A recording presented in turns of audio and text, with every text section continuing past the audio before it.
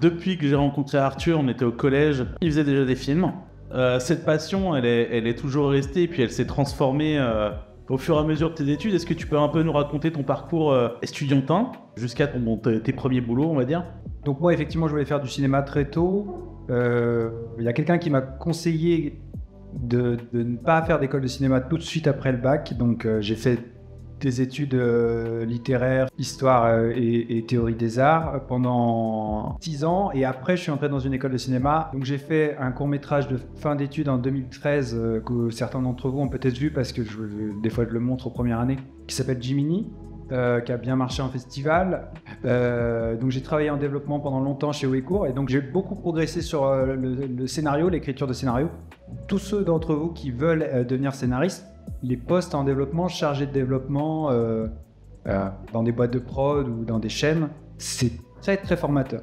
De toute façon, c'est une parenthèse, mais lisez si ça vous intéresse des scénarios de grands scénaristes, quoi. C'est comme ça aussi qu'on apprend des films que vous aimez bien. Allez les chercher, il y en a plein qu'on trouve sur Internet.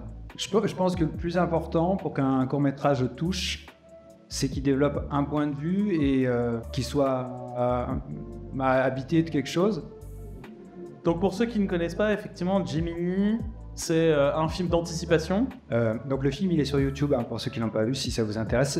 Au début du film, il y a un petit carton qui explique une expérience scientifique qui a réellement eu lieu et qui en fait est le point de départ du film. C'est en 2002, des scientifiques qui avaient mis une puce électronique dans le cerveau d'un rat.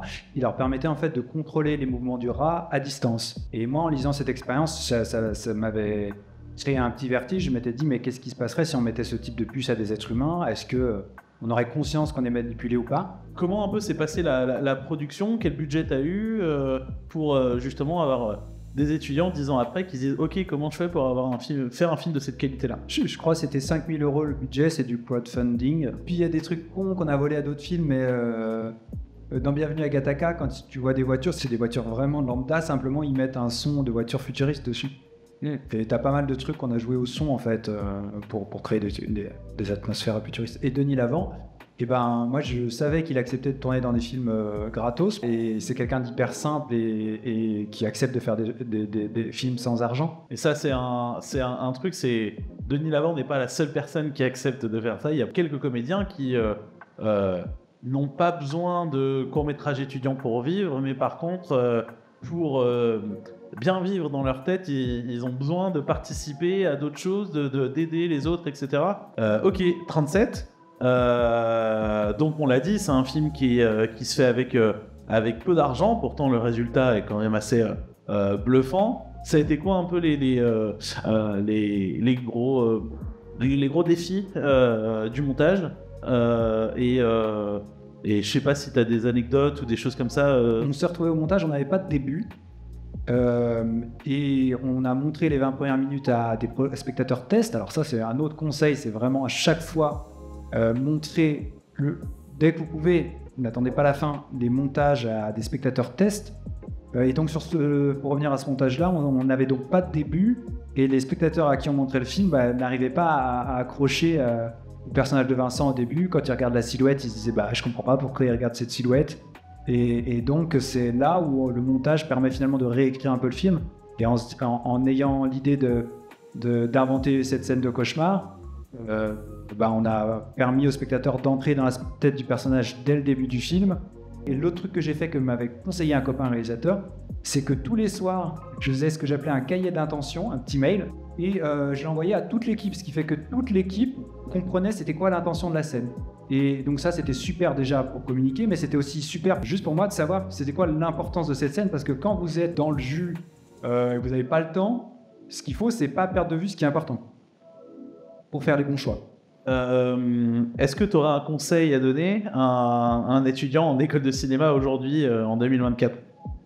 Moi, j'ai vraiment creusé le scénario parce que ça m'intéressait beaucoup.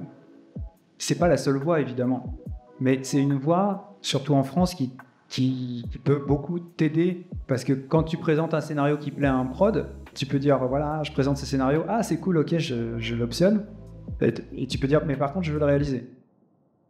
Et là, le mec, il te dit « Ah oui, non, bon, allez, ok ».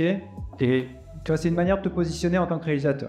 Donc ça, moi, je trouve que cette double casquette, elle peut être assez providentiel si vous voulez être réalisateur ou réalisatrice. Moi, je pense que là, dans ce que tu dis, ce qui ressort, qui est important, c'est effectivement ça, c'est la transversalité. Autant avec vos camarades, avec vos futurs collègues, et aussi la transversalité dans vos connaissances. Il ne faut pas hésiter à aller voir ailleurs, à regarder ce qui se fait, à s'intéresser à ce que font justement vos collègues et à là où vous pouvez vous développer, parce qu'en développant effectivement le scénario, on s'améliore en tant que réalisateur à développer le montage son, on devient un meilleur monteur image. C'est important, et la confiance, je suis assez d'accord, les gens avec qui on travaille, c'est très important. On gagne du temps, on gagne de l'énergie et on gagne en efficacité.